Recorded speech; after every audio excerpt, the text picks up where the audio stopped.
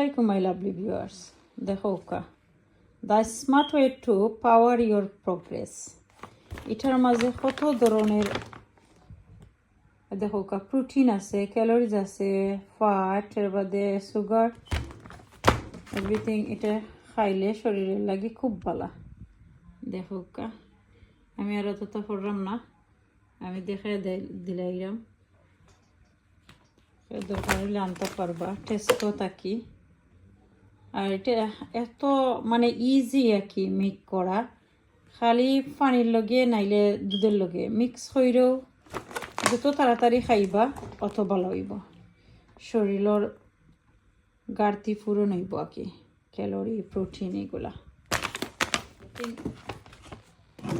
দুধের লগে খাইলে খুব ভালো হইব।